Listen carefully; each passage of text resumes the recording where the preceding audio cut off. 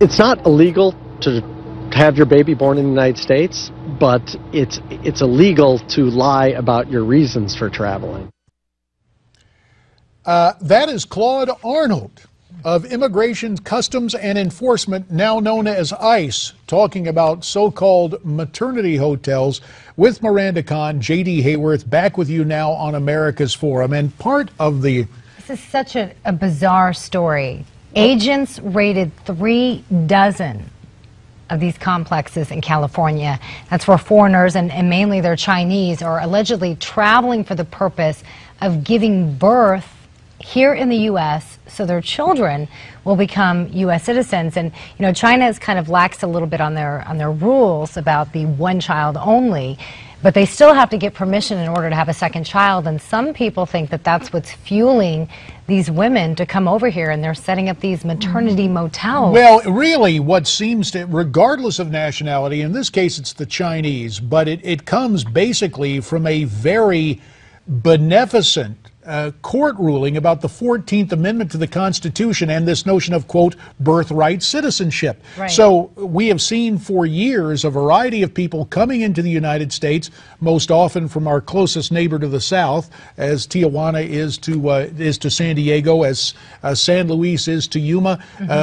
Mexican women coming into the United States. Right. But this situation with China, whether it's the one-child policy or the one promise of entitlements and American money policy, right, a lot of this has been going on for a long time, and it is extremely distressing. Also, when you take a look at really what is the motivation of the Chinese here, is there something much more sinister than maternal in these actions? Let's talk about it now with our good friend Michael Cutler. He's a former agent for Immigration and Naturalization Service back before we changed acronyms and they became ICE. And Michael, as we welcome you in, that same officer, Claude Arnold, talking to CNN, had something else to say. Let's listen to him, then get your reaction.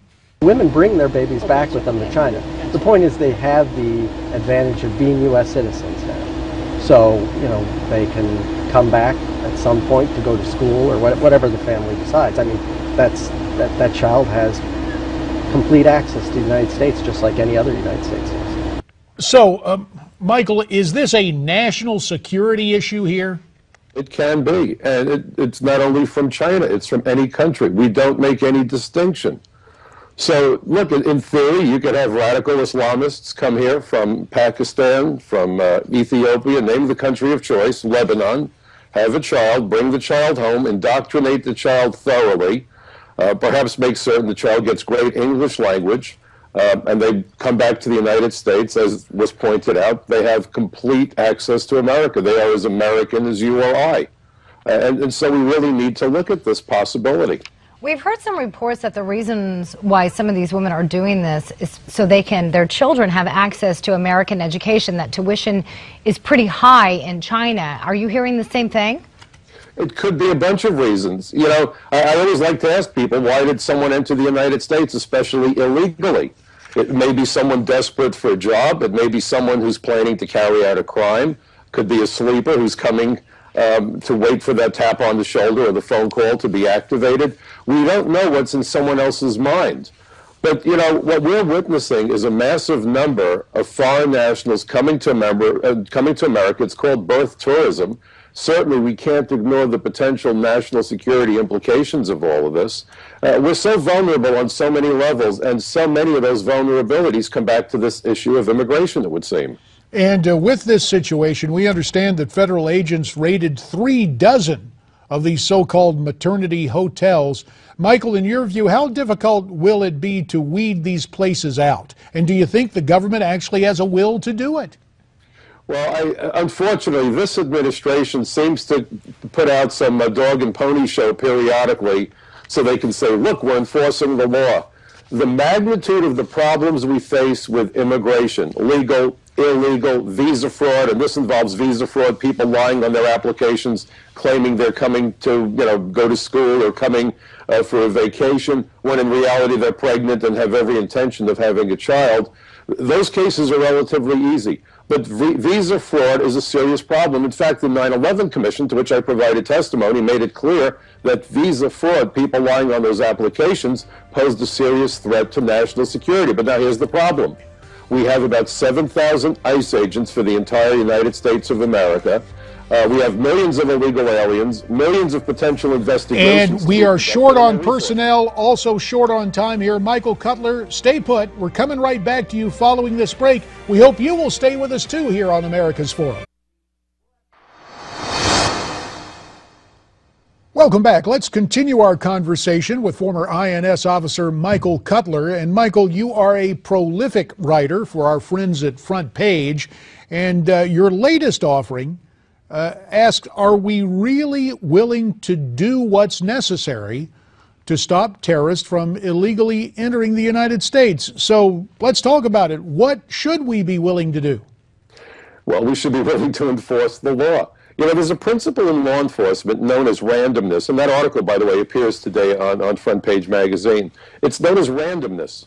And what they mean by randomness is that, you know, the FBI's 10 most wanted very often get arrested by that police officer making a traffic stop. I can't tell you how many times I arrested someone who we just thought was simply an illegal alien, and it turned out that when you went back to the house to gather the guy's passport, you found an address book, you found a firearm, you found narcotics, you found evidence that there was lots more going on. It's kind of like the lottery. You got to be in it to win it. The current administration's policy of not enforcing interior enforcement unless there's some serious predication turns off this whole fountain of information that would come from doing the job routinely, and also depriving us the opportunity to cultivate informants. Very often you arrest somebody and the first thing he or she says is, I have information you need, can we make a deal? And very often we do, to our betterment and to America's betterment. That's been turned off because we're not enforcing our laws. Michael, as you were talking, we got a good look at your article for Front Page magazine, available on the internet. We should also point out that earlier this week we got a good look at and really got a very impassioned message from Israeli Prime Minister Benjamin Netanyahu. What is the Israeli approach to border control and immigration? Well, they understand that this is essential. I've known some of their national police, and I had the privilege of working with the Israeli National Police for almost a quarter century. I tripped over a terror plot in Israel early on in my career. From that day on, we had a marvelous relationship. I even had the opportunity to meet Prime Minister Netanyahu. And the reality is that they understand that if you can't secure your borders, you can't keep your enemy out, they can attack you. Terrorism is defined as asymmetrical warfare. And what it means is they know they can't launch an attack, a frontal attack at us because we have such a powerful military. But they try to get behind enemy lines. Now, in World War II, you jumped into a country in the middle of the night on a parachute. Today, you simply buy an airplane ticket and stroll through a concourse at an airport, and here you are, welcome to America. So by ignoring our own immigration laws that are designed to protect us, we are providing all too many opportunities for terrorists who have certainly ill intent. And we know that Hezbollah, Hamas are operating in Latin America. In fact, Netanyahu talked about that plan to kill the Saudi ambassador, blow up the Saudi embassy, perhaps the Israeli embassy, just before the last presidential election.